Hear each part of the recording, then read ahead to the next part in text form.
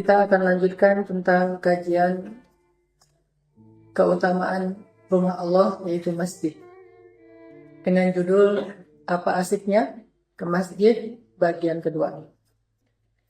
Kemarin kita sudah membahas sekitar 5 alasan kenapa Nabi mengatakan seandainya kalian tahu apa yang ada di shaf pertama atau takbiratul ihram, maka kalian pasti akan mendatanginya walaupun dalam keadaan merangkak. Atau bahasa lainnya, kebaikan-kebaikan yang di masjid, seandainya kalian tahu, maka kalian pasti akan mendatanginya walaupun dalam keadaan merangkak. Dan memang ada orang yang merangkak ke masjid. Alhamdulillah, kita tidak harus seperti itu. Kita hanya perlu berjalan atau naik kendaraan. Dan kisah orang yang datang ke masjid dalam keadaan merangkak itu bukan hanya kisah dulu. Sampai hari ini pun ada orang yang bahkan dalam keadaan bersusah payah dia datang ke masjid. Dan pertanyaannya, apa asiknya ke masjid itu sehingga membuat orang yang cacat, orang yang lumpuh, orang yang buta, orang yang tinggalnya jauh, dia berusaha habis-habisan untuk datang dan memenuhi panggilan Allah Subhanahu wa Ta'ala. Bahkan ada kisah tentang seorang anak muda, ini terjadi di Saudi, yang dia berazam mau melaksanakan sholat 40 hari tanpa tertinggal takbiratul ihram. Dia azan karena dia tahu hadis Rasulullah SAW, riwayat Tirmidzi. Sebagian ulama mengatakan hadis ini sahih, sebagian mengatakan hasan, tetapi hadis ini bisa dipakai. Nabi mengatakan siapa yang selama 40 hari, arba'ina yauman, 40 hari tidak terlewatkan takbiratul ihram atau shaf pertama dalam sholat, maka Allah menetapkan baginya 2 bara'ah. Atau Allah membebaskannya dari 2 hal yang luar biasa. Pertama, dibebaskan dari api neraka. Kedua, dibebaskan dari sifat munafik. Jadi kalau ada orang yang selama 40 hari dia mampu menjaga sholat, bukan hanya berjamaah, tetapi juga di shaf pertama. Bukan hanya shaf pertama, tetapi juga takbiratul ihram dia dapat bersama imam 40 hari, maka dia dibebaskan dari api neraka. Bara'atun minan nar. Dan ini jaminan dari Allah melalui Rasulullah SAW. Apa yang kita katakan di akhir surat Ali Imran? Rabbana wa atina ma wa'adtana ala rusulika wa la tukhzina yawmal qiyamah innaka la tukhliful mi'ad. Allah nggak pernah ingkar janji. Jadi kalau kita mau terbebas dari api neraka dan nggak mungkin masuk api neraka, insya Allah caranya adalah belajar mendawamkan 40 hari sholat berjamaah dan tidak ketinggalan takbiratul ihram. Dan setelah itu insya Allah sholat berjamaah sudah akan jadi karakter, tidak lagi terasa berat. Dan yang kedua, akan dibebaskan dari bara'atun minan nifaq, akan dibebaskan dari sifat kemunafikan. Karena salah satu di antara ciri orang munafik itu sholat, tetapi sholatnya musala, males-malesan. Wa idza qamu ila sholati qamu kusala. Kalau mereka berdiri sholat, mereka berdiri dalam keadaan kusala, bukan kaslan, kusala, hampir tidak mau melakukannya. Jadi 40 hari kalau orang mukmin nggak pernah ketinggalan takbiratul ihram. Sedangkan orang munafik 40 hari ketinggalan takbiratul ihram melulu. Jadi kalau selama 40 hari kita nggak pernah dapat takbiratul ihram, itu masuk kategori kusala kata ulama. Sekali aja nggak dapat selama 40 hari. Apalagi kalau selama 40 hari nggak sholat berjamaah, kecuali sholat Jumat. Jangan pikir sholat Jumat itu sholat orang yang beriman. Bahkan orang munafik pun sholat Jumat. Baca surat Al-Jumu'ah ayat terakhir. Orang-orang munafik duduk dalam sholat Jumat, duduk di masjid dan mendengarkan khutbah. Hanya dilalaikan dengan senda gurau, dilalaikan dengan berbagai macam perihal lain di luar khutbah. Kalau selama 40 hari ada orang yang gak datang ke masjid sama sekali, atau selama 40 hari tidak mendapatkan takbiratul ihram saf pertama, maka diragukan dia termasuk orang-orang yang beriman. Diragukan itu. Bisa jadi dia adalah orang munafik. Kusala, sudah malas. Makanya salah satu untuk membebaskan diri dari sifat nifaq adalah kita belajar untuk sholat 5 waktu tidak ketinggalan takbiratul ihram selama 40 hari. Kalau belum pernah selama hidup, coba. Mumpung masih jomblo. Lagi-lagi jomblo. Kenapa saya bilang mumpung? Kan dulu pernah pas kita bahas tentang jomblo itu waktu yang paling istimewa ya. Kalau udah nikah, tanya Pak Iman. Udah banyak tanggung jawabnya Pak Iman ya. Udah harus ngurus anak, ngurus istri, kan gitu kan? Kenapa ada dua? Tapi kalau masih sendiri, ngurus diri sendiri. Tidak perlu ngurus orang lain, sehingga kita lebih leluasa untuk mendapatkan fadilah, keutamaan sholat berjamaah di awal waktu dengan takbiratul. Ada seorang pemuda di Saudi, dia berazam selama 40 hari saya pengen dapetin takbiratul ihram. Sehingga akhirnya setiap hari dia ke masjid, siang malam, pagi, sore, 5 waktu dalam sehari. Pas sudah sampai 39 hari, hari ke-40, maka waktu itu dia telat bangun sholat subuh. Ini hari ke-40. Telat bangun untuk sholat subuh. Pas dia bangun, di masjid di sebelah rumahnya, orang sudah berdiri sholat. Memang masih rakaat pertama, tapi udah ketinggalan takbiratul ihram. Dia menangis, dia wudhu sambil menangis, dia lari, dia lihat ternyata orang udah Allahu Akbar lewat. Sehingga dia langsung menangis dan mengatakan, ya Allah, jangan tinggalkan saya, jangan tinggalkan saya. Satu lagi sehari terakhir ya Allah. Akhirnya dia ambil kendaraannya, dia cari masjid yang belum iqamah. Dia keliling-keliling sampai alhamdulillah akhirnya dia menemukan masjid yang belum iqamah. Ketika dia masuk ke dalam masjid itu, pas udah masuk, langsung dia sujud syukur. Orang-orang di dalam masjid heran. Kenapa dia sujud syukur? Baru dapat lotre atau apa?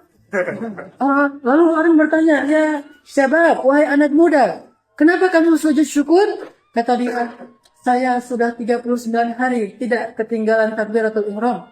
Hari ini hari ke-40 saya. Ternyata saya telat bangun karena saya capek banget. Akhirnya saya melewatkan takbiratul ihram di masjid dekat rumah saya. Saya cari dan alhamdulillah ketemu masjid ini yang iqamahnya agak lama ketimbang dengan masjid-masjid yang lain. Dan saya masuk, ternyata Allah belum meninggalkan saya dan saya merasa sangat bersyukur atas nikmat ini. Ini namanya hidayah. Ini namanya anugerah dari Allah yang luar biasa kepada pemuda itu. Sehingga dia tuntas dapat 40 hari sholat berjamaah dan tidak ketinggalan takbiratul ihram. Sehingga dia dicatat oleh Allah minal mu'minin. Ulaika humul mu'minuna haqqa, mukmin yang sebenar-benarnya. Ini makanya kenapa disebut ada orang yang rela merangkak datang ke masjid. Ada orang yang ke masjid itu justru menjadi prioritas. Kalau orang menjadikan sholat sebagai prioritas, maka dia akan atur semua jadwal hidup dia itu mengikuti jadwal sholat. Ini bedanya yang menjadikan sholat prioritas dengan yang menjadikan pekerjaan prioritas. Kalau yang menjadikan pekerjaan prioritas, dia akan ikutkan waktu sholat kepada pekerjaan. Tapi kalau yang menjadikan sholat prioritas, dia akan menjadikan jadwal pekerjaannya itu mengikuti waktu sholat. Kalau ada janji, oh itu waktu sholat, jangan jam segitu. Tapi kalau dia memprioritaskan pekerjaan, dia akan mengatakan, hayya ala sholat, aduh saya ada janji. Kebalikannya. Nah di situ kita bisa menilai diri kita. Sebetulnya yang prioritas dalam hidup kita itu akhirat lebih prioritas dari dunia atau bukan? Hal yang sepele, tapi ini luar biasa pengaruhnya. Walaupun mungkin kita nggak bisa setiap hari kayak gitu. Dan ini bukan untuk nilai orang lain ya. Lagi-lagi hanya untuk menilai diri kita sendiri. Coba kita perhatikan, selama ini pernah nggak kita menjadikan waktu kerja kita itu mengikuti waktu sholat? Atau lebih sering mana? Dengan menjadikan waktu sholat yang harus mengikuti waktu jam kerja kita. Sama kayak ketika di Al-Azhar, dulu ada pertentangan antara profesor filsafat dengan profesor hadis. Soal mana lebih utama, melanjutkan kuliah atau sholat zuhur dulu. Ini di Al-Azhar. Kalau materi kuliah pas menjelang zuhur itu materi filsafat, maka profesornya bilang jangan sholat zuhur dulu, ilmu dulu. Karena ilmu sebelum amal. Padahal yang dipelajari tentang logika, tapi dengan ya namanya juga ijtihad, ya kita hargai. Sehingga cuma bagusnya bukan hanya mengatakan demikian, tapi nanti setelah selesai kuliah benar-benar sholatnya berjamaah di musola kampus, tidak buyar sendiri-sendiri. Sedangkan kalau profesor hadis yang mengisi, maka beliau akan menyuruh kita bareng-bareng semuanya ke musola, karena Masjid Al-Azhar itu jauh dari kampus, harus jalan dulu ke musola kampus di dekat kantor dekan. Kemudian di situ kita sholat berjamaah lalu balik lagi ke kelas, sehingga kepotonglah jadwal kuliah sekitar 20 menit. Kata beliau itu lebih baik daripada kita memotong jadwal sholat untuk kuliah. Lebih baik kita memotong jadwal kuliah untuk sholat. Ini hal-hal yang seperti ini menunjukkan mana yang lebih prioritas bagi kita. Nah, kalau seseorang tahu betapa berharganya berada di rumah Allah, maka dia akan memprioritaskan masjid daripada apapun dalam kehidupannya, kecuali sesuatu yang sifatnya uzur syar'i. Uzur syar'i itu macam-macam dan kita tahu fikihnya. Kemarin kita membahas kenapa asiknya ke masjid. Yang pertama adalah Allah itu menyimpan hidayah di masjid. Dan salah satu kisahnya itu adalah kisah seorang sahabat yang diikat di tiang masjid. Yang kedua, ini yang luar biasa sebetulnya. Orang yang hatinya terikat di masjid, yang lalu lalang dari rumah ke masjid, kantor ke masjid, pasar ke masjid, jalan ke masjid, pokoknya masjid aja. Kalau kamu menyaksikan seorang laki-laki ya'tadul masajid, rajin ke masjid, maka Allah menjamin dia termasuk orang yang beriman. Gak semua orang yang mengaku beriman itu berarti beriman. Allah lah yang akan memilah-milah siapa yang sungguh-sungguh beriman dan siapa yang tidak. Dan salah satu syarat disebut orang yang beriman, ya'tadul masajid. Ya'tadul masajid itu sering kelihatan di masjid. Atau kalau kita anak muda nih yang sering mobilitasnya tinggi, sering di jalan, kita tahu banget di daerah ini mana masjid yang enak. Di daerah itu mana masjid yang enak. Tahu di setiap tempat itu tahu masjid, seperti anak gaul tahu mana kafe-kafe yang bagus. Ada orang yang karena dia ya'tadu kuliner, ya'tadu kuliner itu pokoknya segala jenis makanan dia tahu yang paling enak tuh di mana. Oh, kalau misalnya mau makan bakso yang paling enak tuh ada tuh di belakang BIP. Saya juga baru tahu. Bakso yang enak tuh di belakang BIP. Terus kalau mau makan lontong padang yang enak, nah ini tanya saya. Ada tuh di Dipati Ukur setiap pagi dari jam 6. Itu yang paling enak di Bandung yang saya tahu. Kalau mau makan sate padang itu ada di Antapani. Mau makan misalnya apa di seluruh Bandung itu dia tahu banget. Karena dia rajulun ya'tadu kuliner.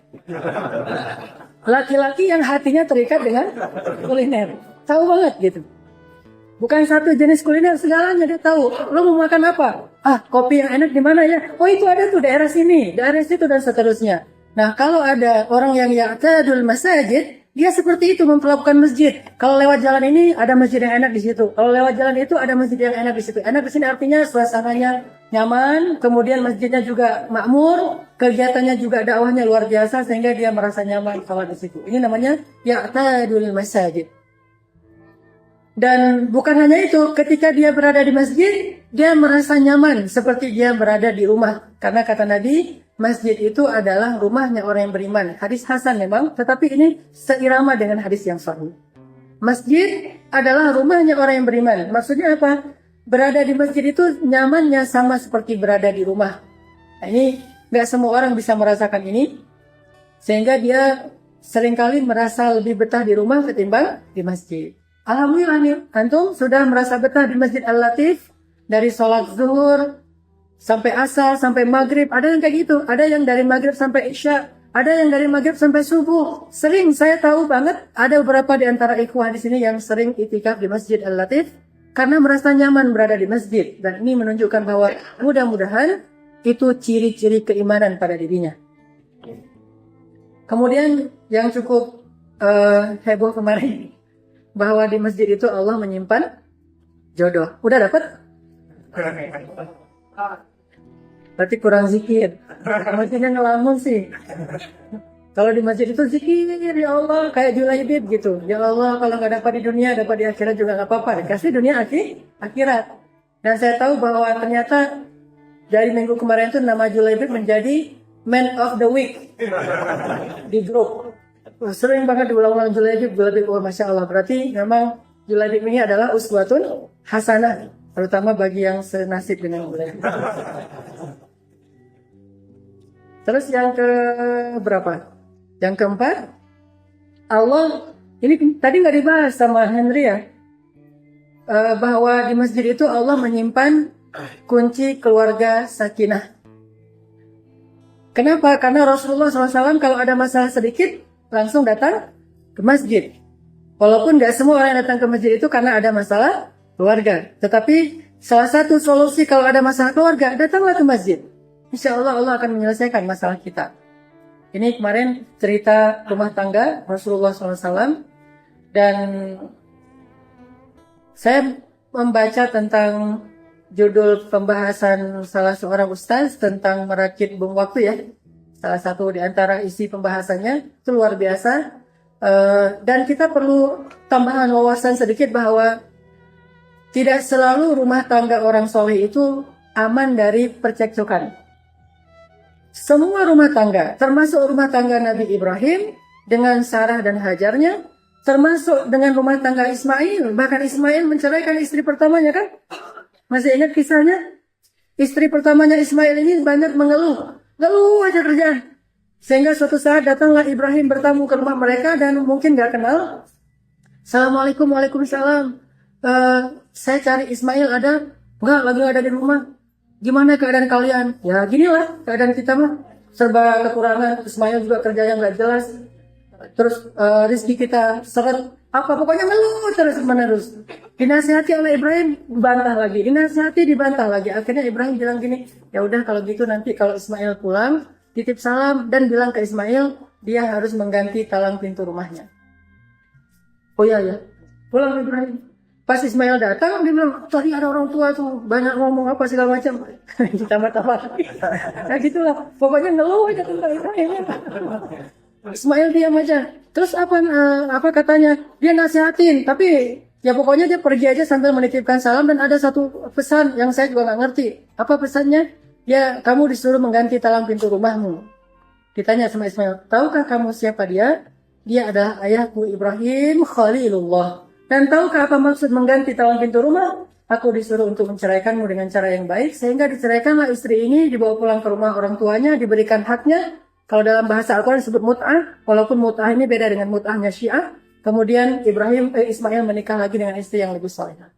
Artinya rumah tangga sesolehah Ismail atau rumah tangga Nabi Muhammad itu nggak sepi juga dari hal-hal yang indah seperti ini ya, nggak sepi tuh. Jadi kalau misalnya kita mendengar rumah tangga ustaz, misalnya ada percikan-percikan air gitu, nah itu artinya wajar, berarti udah mirip dengan rumah tangga Nabi. Ini lagi mencari kebenaran. Jangan diaminkan Pak, bahaya. Jadi pernah Aisyah lagi duduk dengan Nabi gitu, lagi mesra-mesraan, datang siapa istri Nabi yang diceraikan terus nggak mau? Saudah. Assalamualaikum, waalaikumsalam. Datanglah Saudah, duduk di samping Nabi. Jadi Nabi di tengah, Aisyah di sebelah kanan, Saudah di sebelah satunya lagi. Kemudian Aisyah masuk ke dalam ngambil kue, buatan sendiri loh. Dia buat sendiri gitu. Ya Saudah ini silakan. Kenapa Aisyah senang dengan Saudah? Karena Saudah memberikan jatah malamnya untuk Aisyah, dan dia nggak harus dapat jatah malam, sehingga Aisyah senang banget dengan Saudah ini. Jadi padahal beda geng muda dan geng tua, tapi senang. Ya Saudah makanlah. Jadi dibuat semacam halawah itu manisan, kue yang manis. Saudah bilang nggak mau, gitu. Ya Saudah ini saya buat sendiri, nggak mau pokoknya. Saudah lagi godain Aisyah. Ya Saudah, kalau kamu nggak makan nih saya lemparin nih tepung-tepung ke wajah kamu. Pokoknya nggak mau. Akhirnya dilemparin, bener diambil sama Aisyah, lemparin. Wajah Saudah sampai putih semuanya. Akhirnya setelah udah selesai dilempari, Nabi mengangkat lututnya dan meletakkan di atas paha Aisyah.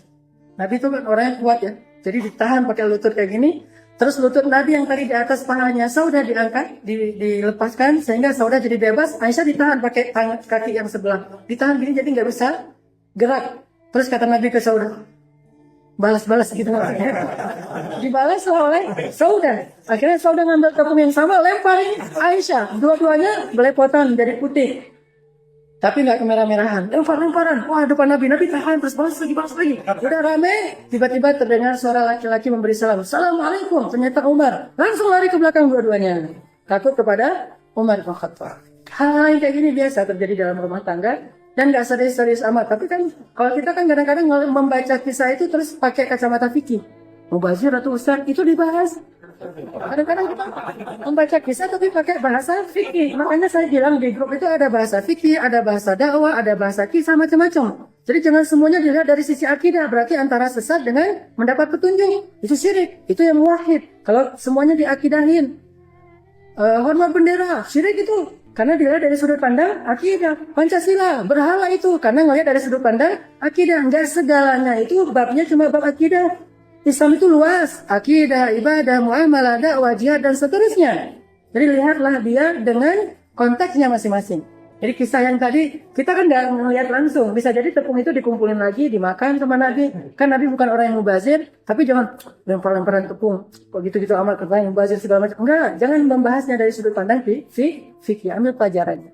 Intinya bahwa rumah tangga Nabi pun sering ada riak-riak yang kayak gini, dan Nabi karena itulah beliau sering ke masjid juga untuk mengadu perihalnya kepada Allah. Sampai turun surat At-Tahrim.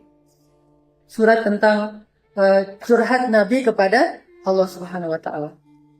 Terus malam ini kita tambah satu lagi adalah bahwa di masjid itu Allah Subhanahu wa taala memberikan pertolongan kepada hambanya. Jadi siapapun yang butuh pertolongan Allah, maka datanglah ke masjid. Salah satu kisahnya adalah ketika Rasulullah SAW kehilangan Khadijah dan Abu Thalib. Ini kan Amul Huzni, tahun duka cita. Ini luar biasa duka citanya Rasulullah SAW. Dan bukan hanya berduka cita karena kehilangan orang yang terkasih, tetapi juga beliau mulai terancam nyawanya, sehingga nggak nyaman lagi beliau tinggal di Mekah. Banyak orang yang mau membunuh Muhammad karena nggak ada yang melindunginya. Sehingga akhirnya Nabi kita tahu pergi ke Taif berharap di sana ada keluarga ibunya yang mau menerima beliau. Malah sampai di Taif bagaimana perlakuan orang Taif? Mereka menyuruh perempuan mereka, budak mereka, anak-anak kecil mereka untuk melempari Rasulullah. Kalau yang melempari itu laki-laki itu masih izzah. Ini perempuan, anak kecil, budak melemparin Rasul pakai batu. Kayak orang melemparin orang gila, lemparin. Sehingga Nabi lari dikejar-kejar rame-rame. Terus keluar masuk ladang kurma, dikejar-kejar rame-rame sampai akhirnya Rasulullah selamat dari pengejaran mereka. Tapi di kening beliau kena lemparan batu dan berdarah. Allah kasih hiburan kepada Nabi waktu itu saat berada di ladang kurma. Nabi bertemu dengan seorang budak dari Habasyah seperti Bilal dan meminta air dari dia. Boleh saya minta air, saya haus sekali. Dan budak itu orang yang baik, dia kasih air. Ketika Nabi mau minum, Nabi mengatakan Bismillahirrahmanirrahim. Dia kaget. Itu ucapan dari mana? Kata budak itu, ini ucapan dari dari Allah, ini firman Allah, ini kebaikan.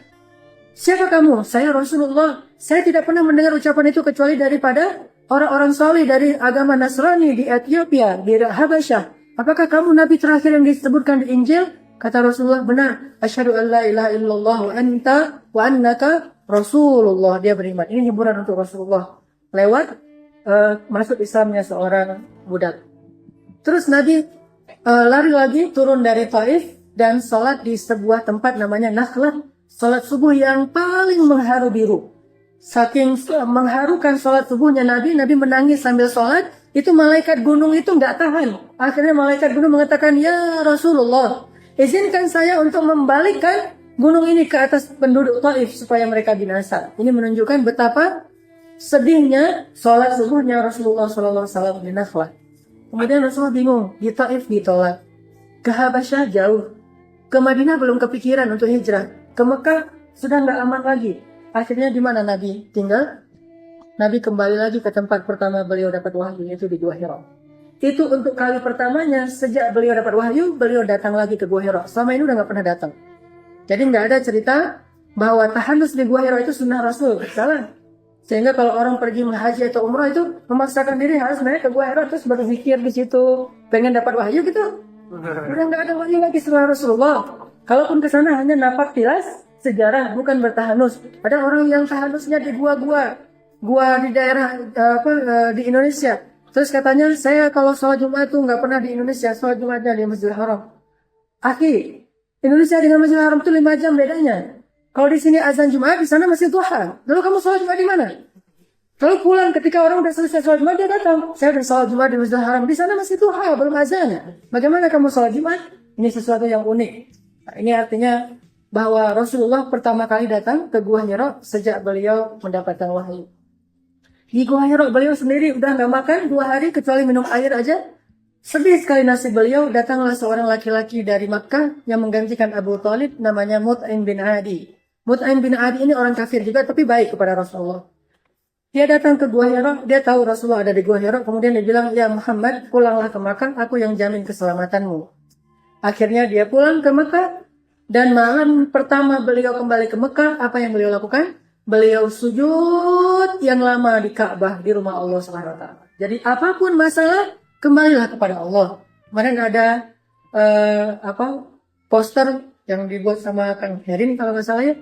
Kalau tidak ada bahu tempat untuk gimana sih? Bersandar. Kalau saya sih ada. Kalau nggak ada bahu tempat bersandar, maka masih ada sajadah tempat bersujud. Jadi setuju? Jadi pakai sajadah aja lah ya. Jadi artinya bukan hanya itu sebetulnya, bukan hanya berarti kalau masih ada bahu nggak perlu sujud dong. Nggak kesana sih pemahamannya. Intinya bahwa Nabi pernah mengatakan sahabat pernah mengatakan gini, annan nabiyya idza hasibahul amru faz'a ila shalah. Nabi itu kalau ada masalah sedikit segera datang ke masjid untuk sholat. Ada masalah sedikit segera sholat. Makanya ada ayat ista'inu bis sabri was shalah. Mintalah pertolongan Allah dengan sholat, salah satunya. Sehingga Nabi sujud panjang sekali di Ka'bah, menangis di hadapan Allah. Ya Allah, aku adukan perihalku. Engkau tahu apa yang terjadi pada diri hambamu. Aku lemah. Ya Allah, terus mengadu kepada Allah. Lalu Nabi tertidur. Datanglah malaikat Jibril dan membawa Nabi jalan-jalan yang dalam peristiwa Isra dan Mi'raj. Ini artinya masjid, di sanalah Allah Subhanahu wa taala akan menolong hamba-hambanya yang taat insya Allah. Ini yang ke sekian. Keberapa ini? Ke-6. Yang ke-7. Apa asiknya ke masjid? Bahwa Allah Subhanahu wa taala menyediakan ampunan dan menerima taubat bagi orang yang datang ke rumahnya, ke masjid. Ada kisah. Nabi lagi sholat jamaah di Masjid Nabawi. Tiba-tiba datanglah seorang laki-laki, selesai sholat jamaah, sholat asar waktu itu. Habis sholat asar berjamaah, datang seorang laki-laki dan langsung bersimpuh di hadapan Nabi dan menangis. Ini anak muda nih. Dia menangis sekeras-kerasnya di hadapan Nabi. Ya Rasulullah, halaktu, ya Rasulullah, halaktu. Ma'ahlakaka, kata Rasulullah. Ya Rasulullah, saya celaka, kata dia. Rasulullah bilang, apa yang membuat kamu celaka? Kata dia, saya telah berzina. Rasulullah bertanya, apakah kamu serius? Ya Rasulullah, saya celaka, tegakkan had, hudud, hukum Allah kepada saya, ya Rasulullah, saya sudah berzina. Rasulullah mengatakan, apakah kamu tadi ikut sholat asar bersama kami? Kata dia, ya Rasulullah, dari takbiratul ihram, ya Rasulullah, stop pertama, ya Rasulullah, berbahagialah, Allah telah menghapuskan seluruh dosa-dosa. Sholat asar berjamaah. Dan lagi-lagi saya belum membaca syarah yang lengkap tentang fikih. Karena ini babnya kalau dibawa ke fikih, loh kenapa nggak ditegakkan syariat dengan cara dicambuk dan seterusnya? Mungkin Allah alam apa yang terjadi setelahnya. Yang jelas, kata Nabi, berbahagialah bahwa Allah telah mengampuni dosa-dosamu. Lalu turunlah ayat tentang ampunan dosa bagi orang-orang yang melaksanakan ibadah sholat. Dan dia bertanya, ya Rasulullah, apakah ayat itu untuk saya? Kata Rasulullah, tidak. Ayat itu untukmu dan untuk semua orang yang sepertimu. Untukmu dan untuk semua orang yang sepertimu yang banyak berbuat dosa, kemudian dia datang kepada Allah dan dia ingin membersihkan diri, maka Allah Subhanahu wa taala pasti akan mengampuni dosa-dosanya. Wa in zana ya Rasulullah, walaupun dia berzina ya Rasulullah, kata Nabi, wa in zana, walaupun dia berzina. Kata sahabat, walaupun dia berzina. Luar biasa. Masjid, tidak ada tempat yang lain lebih luar biasa daripada masjid. Makanya sholat asar, sholat isya, sholat subuh. Memang kalau kita urutkan subuh, kemudian asar, kemudian isya, kemudian maghrib, kemudian zuhur. Ini semuanya adalah sholat-sholat yang luar biasa di mata Allah SWT. Dan kita tahu juga hadisnya, Nabi pernah mengatakan, bagaimana pendapat kalian jika di samping rumah kalian itu ada sungai yang jernih, yang airnya mengalir, dan setiap hari kalian mandi 5 kali di sana? Apakah masih tersisa kotoran di tubuh kalian? Kata Nabi, kata sahabat, tentu tidak ya Rasulullah.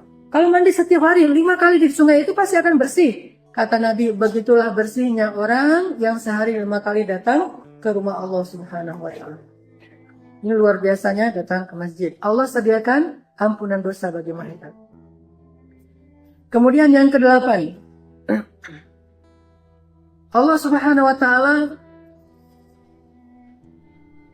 memberikan rizki di masjid. Bagaimana caranya? Apakah berdagang? Justru berdagang di dalam masjid akan menghilangkan keberkahan dari rizki. Ada 2 yang menghilangkan keberkahan dalam rizki yang halal. Rizkinya halal tapi tidak berkah. Ada 2. 1, berdagang di dalam masjid. Halal tapi tidak berkah. Jadi jangan berpikir barang hasil dagangan, rezeki dari hasil dagangan dalam masjid itu haram. Enggak, itu halal, cuma tidak berkah. Yang kedua, rezeki yang halal tapi tidak berkah, berdagang dengan bersumpah, tapi sumpahnya benar. Demi Allah, ini saya beli dari tangan pertama. Demi Allah, ini masih bagus. Demi Allah, ini matangnya di pohon. Demi Allah, demi Allah. Tapi benar, dia nggak berdusta. Maka dia baik, rezekinya boleh diambil, cuma tidak ada keberkahan. 2 rezeki yang halal tapi tidak berkah, berdagang di dalam masjid, dan berdagang dengan sumpah walaupun sumpahnya benar. Apalagi kalau sumpahnya dusta. Lalu bagaimana rezeki kok ada di dalam masjid? Jadi salah satu yang mengundang rezeki Allah Subhanahu wa Ta'ala kepada kita adalah ketika kita rajin ke masjid. Salah satunya terjadi pada seorang sahabat yang sangat terkenal miskin, Abu Hurairah. Abu Hurairah udah beberapa hari nggak makan. Bagi sahabat yang ahlus suffah ini berhari-hari nggak makan itu udah biasa. Berhari-hari nggak makan, cuma minum air putih aja. Mirip saya ketika saya di Mesir, kayak gitu. Berhari-hari nggak makan. Tapi giliran banyak duit, saya makan sehari 3 kali di restoran. Kalau lagi nggak ada duit, itu minum air putih. Kalau di Mesir kan nggak dimasak air ya. Air yang dimasak itu cuma Indonesia, Malaysia loh. Kalau kita ke Arab itu kan nggak ada cerita masak air kan. Orang Arab juga bingung, kamu ngapain masak air? Nah biar ini, nggak ada masak air, langsung dari keran minum. Nah sehari minum air aja, nggak makan apa-apa. Kalaupun ada kurma yang udah kering banget, saking nggak ada apa-apa. Nah pernah Abu Hurairah kayak gitu tuh. Minum air aja nggak makan, akhirnya lemah. Dia datang ke masjid. Meringkuk di Raudhah, yang kalau sekarang udah jadi Raudhah, mihrabnya Nabi. Meringkuk di situ, tapi arahnya itu kayak orang sujud, tapi arahnya nggak ke kiblat, miring gitu, nyerong nggak ke arah kiblat, meringkuk gitu kayak tukang becak lagi kedinginan, dia meringkuk di situ. Terus datang sahabat ngelihat Abu Hurairah kayak gitu, terus ditendang-tendang sama sahabat. Ini jangan lihat lagi dari akal kita ya, bagi sahabat itu biasa nendang-nendang teman. Tapi nendangnya itu bukan ditendang serius, jadi digini-giniin, diusik pakai kaki. Ya abahir gitu-gituin. Gak bangun, dikirain tidur gitu. Ya udah tinggalin sahabat sholat. Maksudnya diusir jangan tidur di mihrab gitu. Tapi udah mungkin terlalu nyak. Ya abahir pakai kaki kayak gitu. Lewat lagi, datang lagi, ya abahir. Gak ada yang bisa membangunkan Abu Hurairah. Dia meringkuk aja. Sampai akhirnya datanglah Rasulullah SAW. Melihat Abu Hurairah meringkuk di situ. Terus Rasulullah datang membelai-belai punggungnya. Ya abahir, kamu lapar. Kata Rasulullah. Rasulullah yang paling paham. Yang lain gak paham. Ya abahir, kamu lapar? Ya Rasulullah. Gak bisa bangun. Saking laparnya gak bisa bangun. Padahal di perutnya itu udah ada ikat batu loh. Tapi gak bisa dengan batu. Harus juga ditekuk dengan cara bersujud. Saking laparnya. Nabi datang dia gak sanggup bangun. Ya abahir, kamu lapar? Ya Rasulullah. Kata Rasulullah. Ya sudah, ayo kita ke rumah saya ada susu. Bagi mereka susu itu kan luar biasa ya. Susu murni gitu. Susu masih fresh. Akhirnya Abu Hurairah semangat bangun, walaupun tadi lapar semangat bangun. Ikut Rasulullah masuk ke rumah Aisyah. Di sana ada satu teko kecil ya, yang biasa dipakai di haji itu yang kecil tuh, yang kalau minum tuh cuma untuk gelas-gelas kecil. Dan kayaknya kalau minum berdua nggak akan kenyang, sendiri juga belum tentu kenyang, apalagi berdua. Ini ada susu segini ya abahir, gelasnya 1. Kata Rasulullah, panggillah ahli sufah. Apa itu ahli sufah? Orang miskin yang tinggal di samping Masjid Nabawi, mereka punya asrama khusus. Jadi Masjid Nabawi itu kayak lembaga, kayak Al-Latif gitu ya. Di sampingnya itu ada rumah khusus untuk menampung orang-orang miskin. Dan yang ngasih makan kaum muslimin. Nah, panggillah ahli sufa. Berapa jumlah mereka? Puluhan. Bahkan ratusan jumlah mereka. Panggil ahli sufa ya Abu Hurairah. Ya Rasul, ahli sufa. Iya. Cari ahli sufa. Dia panggil semuanya masuk ke rumah Rasulullah. Ya Abahir, tuangkan susu ini kepada mereka. Luar biasa ujiannya kepada Abu Hurairah. Bukan dia duluan yang minum, tuangkan untuk mereka. Apakah Nabi lagi ngerjain Abu Hurairah? Tidak. Justru Nabi ingin memberikan keberkahan untuk Abu Hurairah dengan cara seperti ini. Kita mendahulukan orang lain. Akhirnya Abu Hurairah tuangin satu-satu. Dia khawatir nih jangan-jangan nggak ada sisa terus. Tapi kok masih berat gitu. Setelah semuanya selesai pada udah kenyang, semuanya udah pada pulang. Akhirnya duduklah Abu Hurairah depan Rasulullah, ya Abahir. Sekarang tinggal kita berdua. Tuangkan. Dituangin, minumlah Abahir. Rasulullah yang nuangin, minum ya Abahir. Sampai udah terap. Ya, kelegaan. Udah sendawa, udah berkali-kali ya Rasulullah, udah gak kuat lagi ya Rasulullah. Ya Abahir, minum lagi. Ya Rasulullah, ampun ya Rasulullah. Udah kayak gitu. Nih, rezeki yang luar biasa yang Allah berikan kepada orang yang kalau ada masalah datang ke masjid. Jadi masjid itu tempat menampung masalah. Tidak masalah karena Allah maha luas rahmatnya. Jangan berpikir Allah itu kayak manusia. Yang ada masalah aja datang ke masjid, enak aja. Jangan, itu mah pola pikir manusia. Allah mah gak kayak gitu. Kita mah gitu orangnya kan ya. Allah mah kayak gitu. Insyaallah nanti kita lanjutkan setelah sholat Isya. Siapa yang mau azan? Ya, silakan juga. Kalau yang mobil, sekarang lagi seperti Bismillahirrahmanirrahim. Ada pengumuman untuk mulai lagi soal market ini. Assalamualaikum warahmatullahi wabarakatuh. Bismillahirrahmanirrahim. Tadi kita sampai di poin salah satu di antara keutamaan datang ke masjid, atau salah satu alasan apa asiknya ke masjid itu adalah Allah Subhanahu wa taala menjamin rezeki orang yang datang ke masjid. Allah jamin rezekinya. Jadi keliru sekali jika ada orang yang bilang pas diajak ke masjid, ayo kita ke masjid. Saya mah yang penting bisa hidup aja dulu. Orang ini saya juga makan belum jelas dari mana. Justru kalau dia mau jelas makannya, datanglah ke masjid.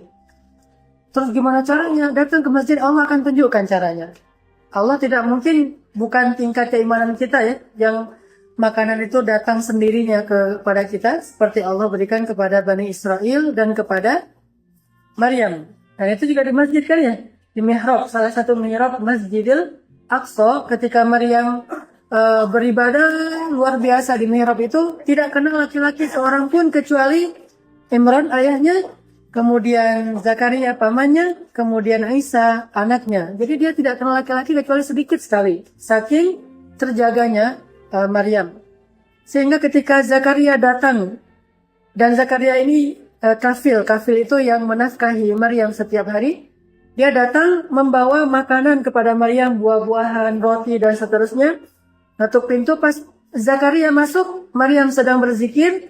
Zakaria melihat di sebelah Maryam itu ada makanan yang masih segar sekali dan sangat luar biasa berkualitas gitu. Buahnya buah yang paling bagus, rotinya roti yang paling lembut. Ditanya oleh Zakaria, ya Maryam, anna laki hadha? Dari mana kamu dapat makanan ini? Huwa min indillah, dari Allah Subhanahu wa taala. Jadi kalau orang yakin bahwa Allah lah yang memberi rezeki, maka kalau cara yang paling baik mendapatkan rezeki itu datanglah ke rumah Allah.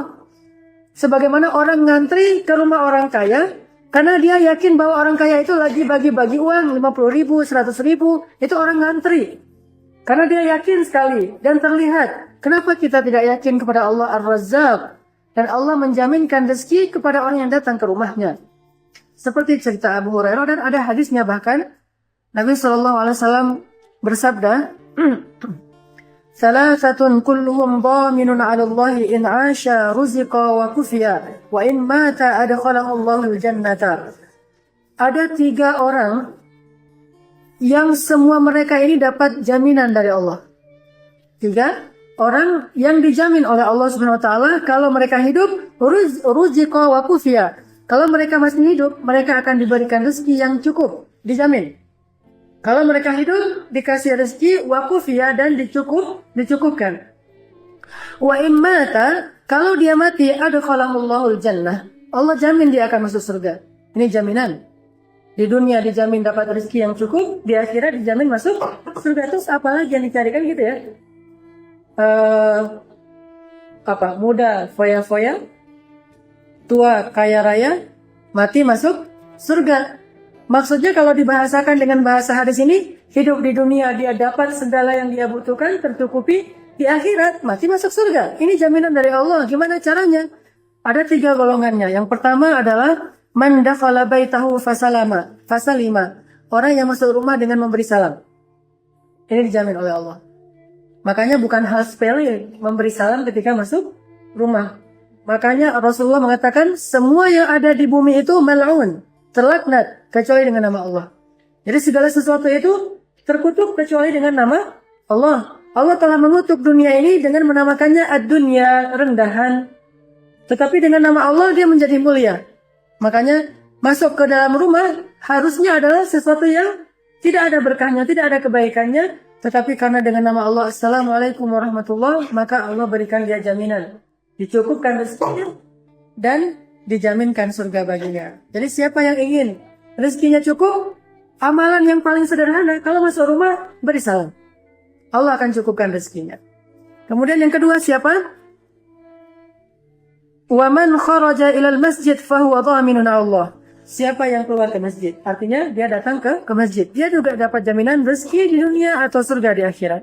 Dan yang ketiga, wa man kharaja fi sabilillah fahuwa dhaminun Allah. Yang keluar di jalan Allah. Kalau orang tabligh menyebutnya khuruj di jalan Allah. Dalam bahasa hadis ini adalah berdakwah ataupun berjihad. Siapa yang keluar berdakwah ataupun berjihad, fahuwa fi sabilillah, dia di jalan Allah, maka dia dhaminun 'ala Allah. Allah menjamin dia untuk dapat rezeki dan diberikan surga. Makanya kenapa teman-teman di tabligh itu nggak khawatir untuk keluar? Ada Allah yang memberikan rezeki. Hanya 1-2 kasus yang memang Allah uji. Mudah-mudahan ini tidak akan membuat kita salah paham terhadap gerakan jemaah tabligh ini. Ini diantara keutamaan ataupun istimewanya datang ke masjid, Allah menjamin rezeki. Hadis yang tadi ada dalam Sahih At-Targhib wa Tarhib. Apalagi alasan asiknya ke masjid, ini yang luar biasa menurut saya. Allah Subhanahu wa Ta'ala menyambut hambanya yang datang ke masjid dengan yatabashbash. Apa itu yatabashbash? Kayak gini hadisnya. An Abi Hurairah radhiyallahu an qala, dari Abu Hurairah dia berkata, qala Rasulullah sallallahu alaihi wasallam, Rasulullah bersabda. Bedakan ya, kalau Abu Hurairah mengatakan saya mendengar Rasulullah berarti dengar langsung. Atau Rasulullah mengabarkan kepada saya berarti Rasulullah sedang menceritakan. Tapi kalau dari Abu Hurairah Rasulullah bersabda berarti Abu Hurairah nggak dengar langsung dari Rasulullah, dengarnya dari sahabat, cuma nggak perlu sebut lagi namanya karena sesama sahabat ini udah udul, udah diyakini pasti sahih. Jadi nggak ada cerita antar sahabat disebut dulu dari Abu Hurairah kepada Ibnu Abbas kepada Ibnu Mas'ud, itu nggak perlu, satu aja cukup di antara sahabat. Jadi kalau bahasa hadisnya dari Abu Hurairah Rasulullah bersabda, berarti Abu Hurairah dengarnya dari orang lain. Biar orang Syiah tidak salah paham. Orang Syiah nggak paham kaidah hadis, sehingga mereka bilang, gimana ceritanya Abu Hurairah mendengar hadis ini sementara hadis ini munculnya sebelum Abu Hurairah masuk Islam? Karena dia nggak belajar ilmu hadis. Kalau dia belajar ilmu hadis beda kalimat hadatsani, qala Rasulullah, sami'tu Rasulullah, akhbarani Rasulullah, itu beda-beda tuh. Kalau Rasulullah berbicara, Rasulullah mengabarkan, aku mendengar Rasulullah berkata, itu beda-beda. Nah, salah satunya kalau Rasulullah berkata, berarti Abu Hurairah nggak dengar langsung dari Rasulullah, tapi dengarnya dari sahabat. Dan hadis ini termasuk tipe hadis yang Abu Hurairah dengarnya dari sahabat, bukan dari Rasulullah. Rasulullah bersabda, ma tawtana rajulul masjida illa tabashbashallahu ilaih kama yatabashbashu ahlul ghaib bighaibihim idza qadima alaihim. Sahih At-Targhib wa Tarhib. Tidaklah seorang laki-laki datang ke masjid dan merasa nyaman di dalamnya kecuali Allah akan tabashbash kepada dia. Apa itu tabashbash? Akan berseri-seri menyambutnya. Senang banget gitu. Itu tabashbash, bukan tabassam. Tabassam itu senyum, ini lebih dari senyum. Seperti apa? Seperti keluarga yang menyambut kedatangan anggota keluarganya yang lama tidak pulang. Pernah disambut ketika pulang jauh, atau orang yang pulang haji coba gimana disambutnya ya? Kan haji 25 hari atau 30 hari nih. 30 hari dia nggak ketemu, gimana disambut? Atau kalau misalnya kita pergi merantau yang bukan dari Bandung, setahun sekali pulang, itu gimana penyambutannya? Saya pernah ngerasain, karena saya di pesantren, pulangnya itu beberapa bulan sekali.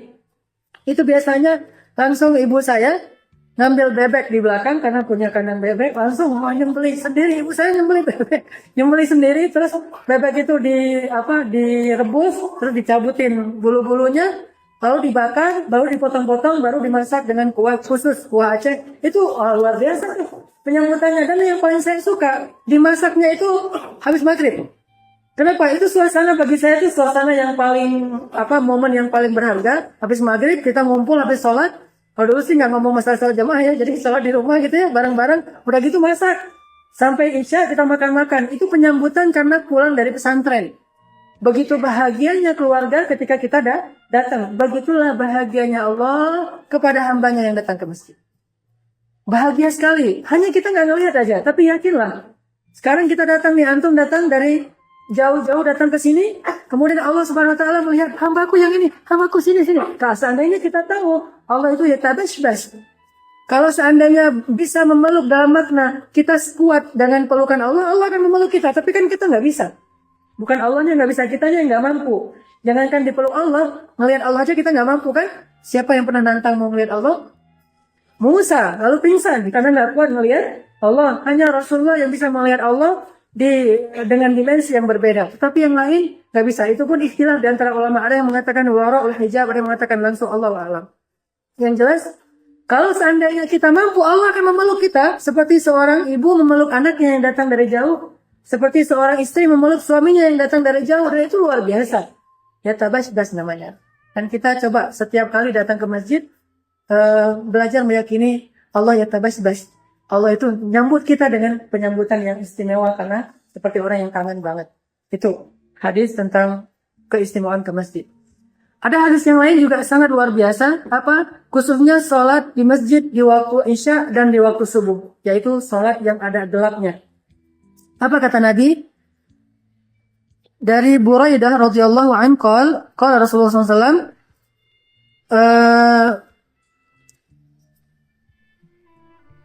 Bushra al-masyaina fil zulmi ila al-masajid bin nurit tam yawmal qiyamah. Atau busyra, ada busyra, ada busyra. Berita gembira bagi orang yang masyain, orang yang berjalan. Masyi itu jalan kaki. Lebih utama berjalan kaki daripada naik onta. Jadi tadi yang pakai Lego naik kuda, nah, mending jalan kaki. Gak ada pada buka grup ya, belum. Jadi ada ilustrasi Arif buat Lego naik kuda, jalan kaki ya. Jadi yang paling utama itu jalan kaki. Saya juga kalau misalnya nggak benar-benar capek ke masjid itu jalan kaki aja, nggak usah naik kuda. Artinya kuda apa bahasa tablik? Motor. Kalau mobil onta. Ini bahasa jamaah tablik. Siapa yang berjalan fil dhulmi ilal masajid, dalam kegelapan. Kegelapan itu artinya salat Isya dan salat subuh. Terutama salat subuh ke masjid-masjid, Allah akan berikan dia an-nur at-tam, cahaya yang sempurna. Apa itu cahaya yang sempurna? Dari ujung rambutnya sampai ujung kakinya bercahaya. Ngapain? Nah, ada satu adegan di akhirat. Kalau di padang mahsyar itu kan matahari terang benderang ya. Jadi nggak butuh cahaya di situ. Di situ butuhnya justru naungan. Dapat juga kan? Orang yang hatinya terikat dengan masjid dapat naungan Allah. Di padang mahsyar dia dapat naungan. Terus kapan butuh cahaya? Ketika dia melintasi antara padang mahsyar ke surga. Di tengah-tengahnya ada apa? Jahannam. Dan di atas Jahannam itu terbentang sirat. Dan tahukah Jahannam tempat yang paling gelap? Kata Nabi, Jahannam itu awalnya warnanya putih. Warnanya merah pertama. Kemudian warnanya menjadi putih. Kemudian yang terakhir saya lupa nih hadisnya, tapi kurang lebih seperti itu. Pertama merah, kemudian menjadi putih, kemudian menjadi hitam, gelap sekali. Jadi puncak panasnya itu gelap. Jahannam itu gelap sekali. Tidak ada cahaya. Berapa panjangnya? Panjangnya sirat dari bumi ke surga. Sepanjang itu, jauh sekali. Jadi kalau bukan karena rahmat Allah, nggak akan sampai itu. Itu perjalanan yang sangat panjang yang sangat mendebarkan, karena emang di bawah sirat itu jahanam, langsung ada lubang-lubang neraka jahanam dan ada kail-kail yang selalu siap untuk menarik kaki orang yang berjalan lambat di atas sirat, dan itu gelap sekali. Sirat yang begitu kecilnya berjalan dalam kegelapan sekian ribu tahun, bagaimana mungkin akan selamat kalau nggak punya cahaya? Makanya di surat Al-Hadid itu Allah ceritakan bagaimana orang-orang munafik itu kehilangan cahaya nanti di atas sirat. Lalu mereka cari teman-temannya orang beriman. Jadi dari kejauhan tuh kelihatan ada bintang, itu orang beriman, seperti bintang gemintang. Dia kejar orang yang beriman. Apa kata mereka? Unzuruna naqtabis min nurikum. Yawma yaqulul munafiquna wal munafiqat. Orang munafik yang malas ke masjid. Berkatalah orang munafik laki-laki dan perempuan, lilladzina amanu, kepada orang yang beriman, unzuruna naqtabis min nurikum. Tunggu kami, kami nggak bisa jalan supaya kami dapat cahaya dari kalian. Jadi mereka nebeng cahaya kepada orang yang beriman. Orang beriman lewat. Kenapa? Karena ketika orang beriman berhenti, malaikat berkata kepada orang munafik, pergi kamu, diusir sama malaikat. Qila di situ dikatakan kepada mereka, siapa yang mengatakan? Bukan orang yang beriman. Yang mengatakan itu malaikat yang kasar lagi bengis. Qila rji'u wara'akum faltamisu nura. Dikatakan pergi kalian, cari cahaya di tempat yang lain, diusir sama malaikat sehingga dia lari ketakutan. Orang yang beriman melanjutkan cahaya perjalanannya di atas sirat. Lalu orang munafik berhenti aja, nggak berani jalan. Sekali dia jalan dengan kegelapan yang luar biasa, bahkan jaringnya aja nggak kelihatan. Saking gelapnya, dia akan jatuh ke neraka jahanam daripada dia spekulasi. Mending dia nunggu aja. Datang lagi bintang dari kejauhan, orang yang beriman. Di stop lagi sama dia, kayak kita di tengah padang pasir, ketinggalan sendiri, nggak ada cahaya, terus lewat mobil. Di stopin sama dia.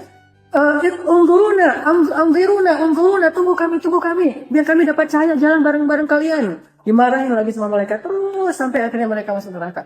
Makanya butuh cahaya itu nanti di adegan padang mahsyar, sehingga orang yang beriman berjalan di depannya itu kelihatan sirat dengan jelas. Hanya cepat dan lambatnya langkah mereka tergantung amal mereka yang lain. Ada yang cepatnya seperti kilat, ada yang seperti angin yang kencang, ada yang seperti orang yang naik kuda, ada yang seperti orang yang berlari, ada yang seperti orang yang berjalan, ada yang seperti yang merangkak, tergantung tingkat amal. Lahum darajatun inda rabbihim. Mereka itu bertingkat-tingkat, kaum mukminin. Tapi semuanya dikasih cahaya nur tam, cahaya yang sempurna dari ujung rambutnya sampai ujung kakinya. Dia jalan dan melihat jalannya dengan jelas.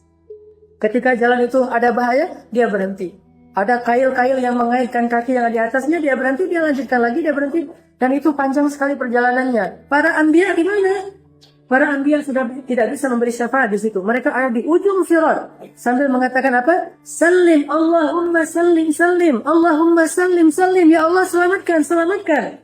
Nabi menangis di ujung sirat menunggu umatnya. Beliau udah di sana, nggak masuk surga dulu. Membukakan pintu surga, kaum muslimin masuk. Pertama adalah Abu Bakar As-Siddiq. Tapi Nabi masuk kan? Tidak. Nabi balik lagi hanya untuk membuka pintu surga. Kenapa? Pintu surga tidak dibuka kecuali oleh Rasulullah SAW. Malaikat penjaga surga. Bukan cuma satu, walaupun namanya Ridwan, tapi ada banyak malaikat penjaga surga. Di setiap pintu itu dijaga oleh malaikat. Datanglah Rasulullah meminta, bukakan surga. Kamu siapa? Ana Muhammad Rasulullah. Oh, kami tidak diizinkan membuka surga kecuali dengan namamu. Akhirnya dibukakan surga. Setelah dibukakan, masuklah orang-orang salih, terutama Abu Bakar. Setelah itu Rasulullah akan balik lagi ke belakang, menunggu kita di ujung sirat dan mengatakan Allahumma salim, salim, sampai akhir umat Islam.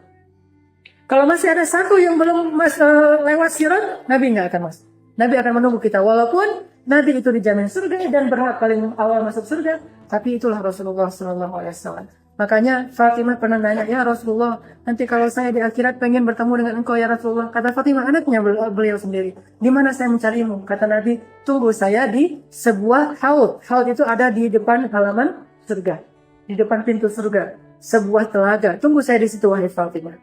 Nabi juga sibuk dengan umatnya, sibuk meminta ini diberikan syafaat oleh Allah, yang ini ditolong, dan seterusnya. Artinya, sholat subuh berjamaah adalah cahaya yang sempurna untuk kita nanti melewati sirat.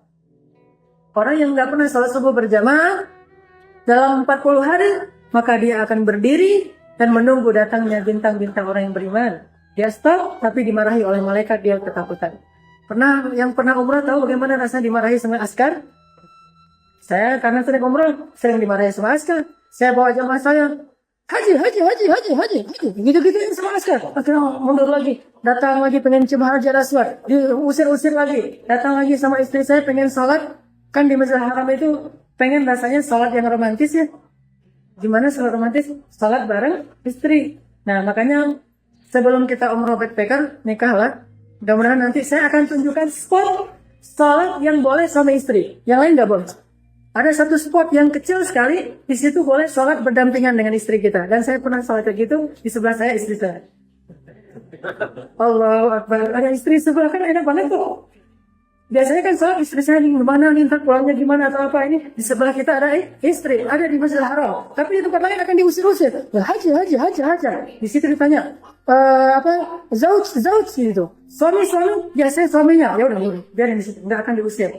Artinya bahwa ngerasain gimana rasanya diusir, gimana rasanya dibentak, gimana rasanya ditarik di keluar antrian, kan itu sering terjadi, apalagi kalau kita ke Arab biasa kayak gitu kan. Bagaimana kalau yang membentak dan yang mengusir itu malaikat syadidun, ghiladun, malaikat yang keras lagi kasar, nggak ada cerita kasihan. Kalau dia tahu ini manusia yang nggak punya cahaya, ini berarti orang munafik. Karena orang kafir udah selesai, udah nggak ngelewatin sirat, mereka langsung masuk neraka. Ini orang munafik nih, yang ngelewatin sirat, malaikat marah sekali kepada orang munafik. Lebih daripada marahnya Umar kepada orang munafik. Makanya mudah-mudahan cahaya diberikan kepada kita, karena kita sholat ke masjid di waktu isya dan terutama di waktu subuh. Itulah ikhwas kalian, keutamaan datang ke masjid. Ini bukan hal yang sepele. Tidak ada tempat yang lebih berkah dan lebih istimewa daripada masjid di muka bumi. Jadi wajar kata Nabi, sebaik-baik tempat di muka bumi adalah masjid. Sekarang kita tahu, dan itu bukan semuanya yang udah kita bahas, baru sebagian kecil. Masih banyak sekali hadis-hadis tentang keutamaan datang ke masjid, yang mudah-mudahan suatu saat nanti kita akan membahasnya lagi, insya Allah, sehingga kita terus semangat. Nanti iman kita yang sedikit kita bahas lagi, mudah-mudahan naik lagi. Jadi teruslah kita bergabung bareng-bareng di Masjid Al-Latif dan masjid-masjid yang lain. Hadirlah dalam majelis taklim. Tidak ada perbuatan yang nggak ada jeleknya kecuali duduk dalam majelis ilmu. Itu nggak ada jeleknya sama sekali. Tidak ada ruginya sama sekali. Mudah-mudahan ini bermanfaat. Mari kita tutup dengan berdoa.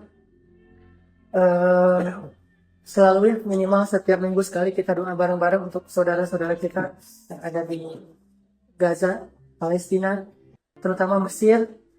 Mudah-mudahan Allah Subhanahu wa Ta'ala memberikan jalan keluar ataupun solusi kepada rakyat Mesir dan kepada para ulama-ulama yang dipenjara dan divonis mati oleh pemerintah Mesir yang zalim. Semoga Allah menguatkan kesabaran mereka dan memberikan mereka husnul khatimah dan memberikan mereka kemenangan atas musuh-musuh mereka, dan mudah-mudahan Indonesia tidak seperti Mesir. Dan kepada saudara kita di Yaman, mudah-mudahan Allah Subhanahu wa Ta'ala memberikan mereka kekuatan untuk menghadapi orang-orang yang zalim dari kelompok Husi atau Syiah Rafidah. Begitu juga di Irak terhadap Syiah Rafidah dan juga ISIS. Semoga Allah Subhanahu wa Ta'ala menghancurkan orang-orang yang zalim atau memberi mereka hidayah dan memberikan kemenangan ataupun syahadat kepada orang-orang yang beriman. A'udzu billahi minasy syaithanir rajim. Bismillahirrahmanirrahim. اللهم اغفر لنا ذنوبنا اللهم اغفر لنا ذنوبنا اللهم اغفر لنا ذنوبنا وقنا عذاب النار ربنا ظلمنا أنفسنا ربنا ظلمنا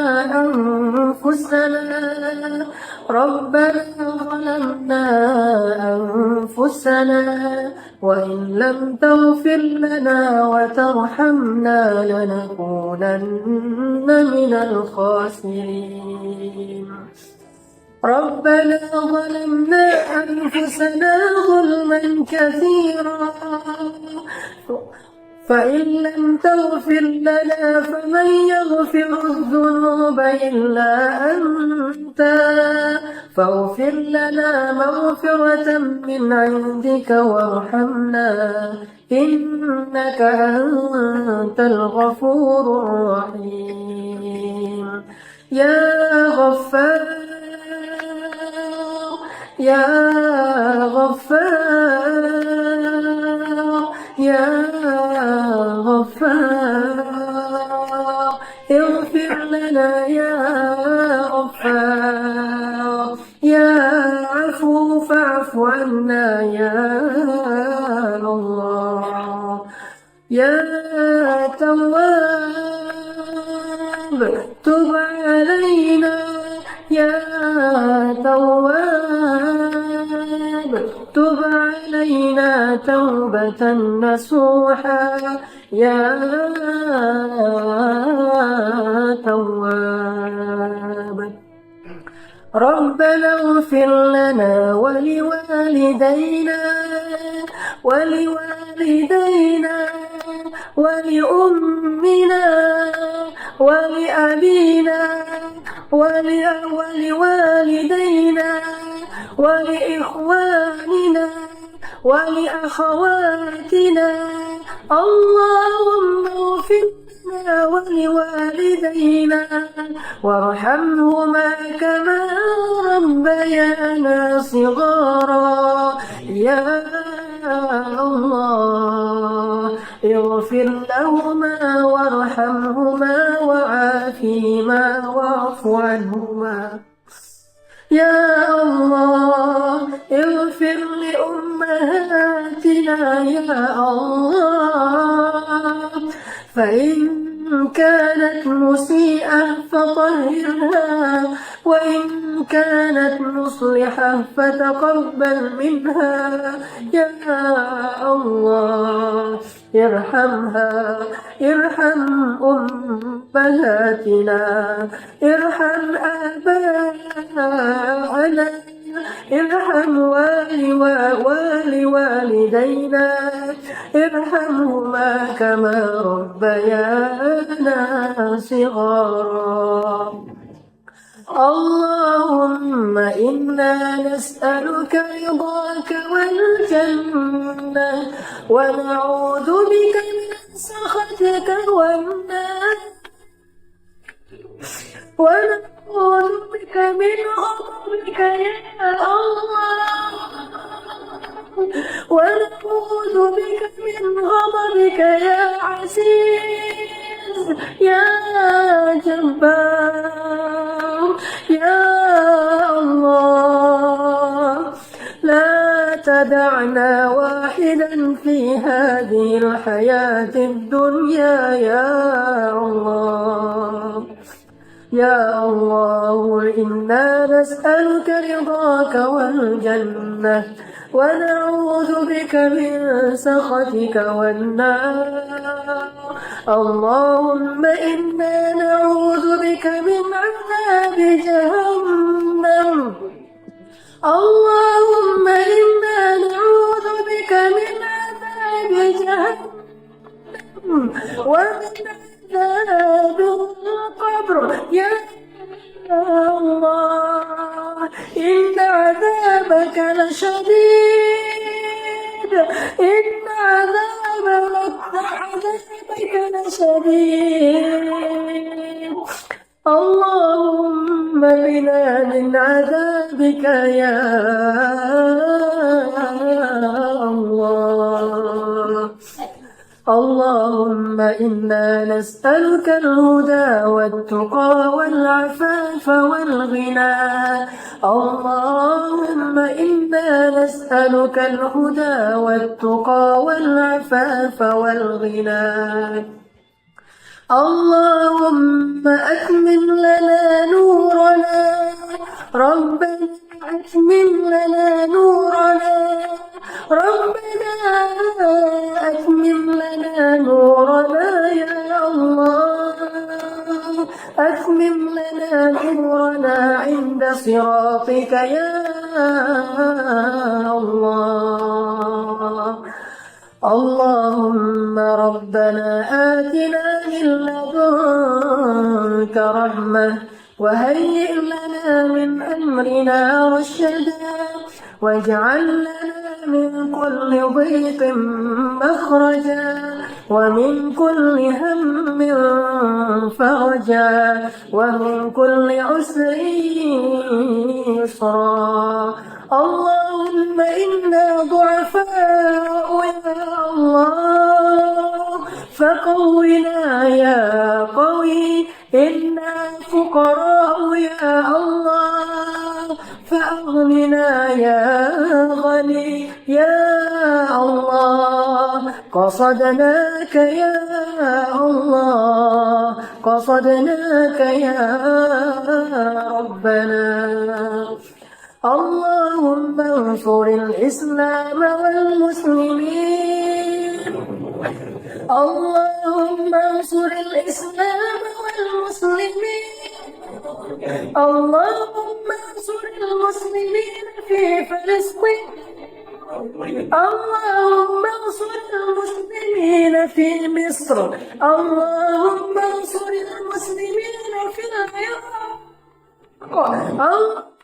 انصر المسلمين في سوريا اللهم انصر المسلمين المستضعفين المظلومين في ميانمار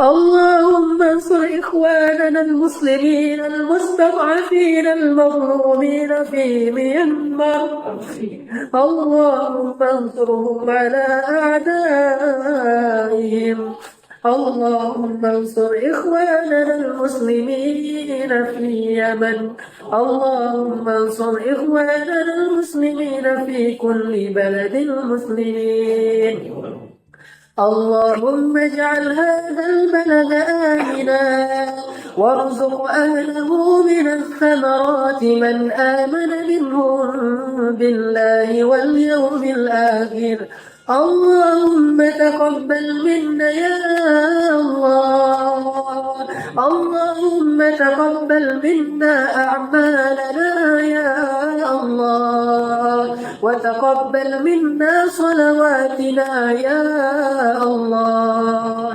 وتقبل منا ركوعنا يا الله وتقبل منا سجودنا يا الله وتقبل منا أعمالنا يا الله وتقبل منا صدقاتنا يا الله وتقبل منا صيامنا يا الله وتقبل منا قيامنا يا الله وتقبل منا تلاواتنا يا الله حرفا حرفا يا الله يا كريم تقبل منا يا مجيب السائلين ربنا هب لنا من الصالحين ربنا هب لنا من أزواجنا وذرياتنا قرة أعين واجعلنا للمتقين إماما واجعلنا للمتقين إماما Ya Allah, jadikanlah kami suami-suami yang imam yang baik bagi istri dan anak-anak kami. Ampunkanlah kami belum menjadi imam yang baik untuk mereka, ya Allah. واجعلنا للمتقين إماما ولا تجعلنا فتنة للذين آمنوا ولا تجعلنا فتنة للذين آمنوا ربنا اجعلنا مقيم الصلاة ومن ذرياتنا ربنا وتقبل دعاء ربنا وتقبل دعاء ربنا آتنا في الدنيا حسنة وفي الآخرة حسنة وقنا عذاب النار وقنا عذاب النار يا عزيز يا غفار. سبحانك اللهم وبحمدك أشهد أن لا إله إلا أنت أستغفرك وأتوب إليك. والسلام عليكم ورحمة الله.